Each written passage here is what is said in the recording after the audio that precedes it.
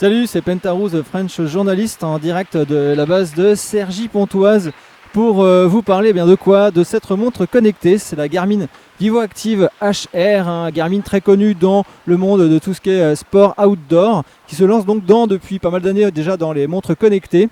Et donc ça, c'est le dernier modèle qui nous promet pas mal de choses, notamment d'être étanche bien entendu à toutes les conditions.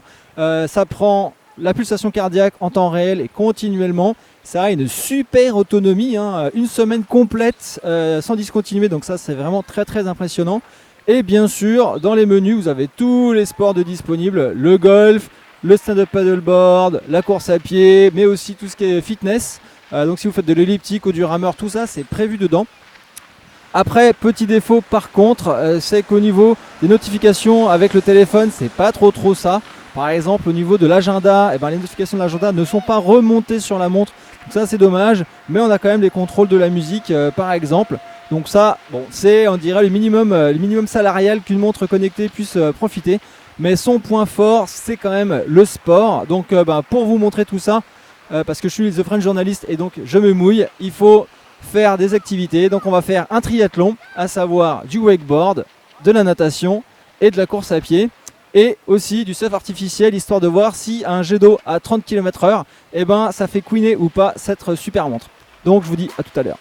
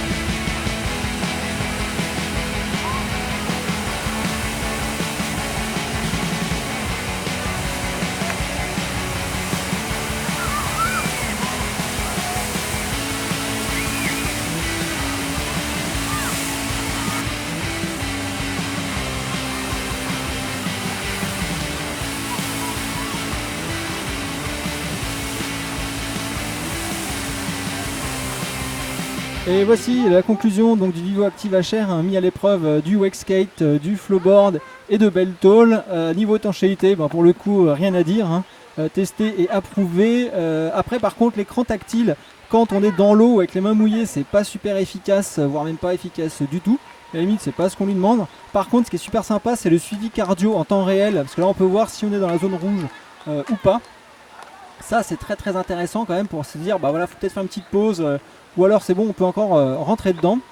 Clairement, cette montre s'adresse donc aux actifs, à ceux qui font du sport ou en salle ou à l'extérieur, parce que là, le panel d'activités que l'on peut suivre est pour moi le plus complet du marché. Donc très intéressant. Par contre, si vous préférez avoir plus d'intégration avec votre smartphone, là pour le coup, il faudra peut-être aller voir ailleurs, parce que c'est clairement pas le point fort du Garmin. Son point fort, c'est vraiment le suivi d'activité physique. Donc si vous êtes un actif, un sportif et que vous voulez avoir une vraie traçabilité de tout ce que vous faites, elle est parfaite. Si par contre vous êtes plutôt dans l'intégration avec un Siri, un Cortana, ou alors pouvoir suivre votre agenda, vos emails ou direct ou Twitter, c'est pas forcément ce qui se fait de mieux sur le marché. Donc ça vaut 280 €. Très clairement, ça fait le taf. Je le recommande pour les sportifs. Sinon, il faut plus aller voir vers la Moto 360 si vous voulez plus d'intégration avec vos smartphones. C'était le French Journalist en direct de Cergy. Salut!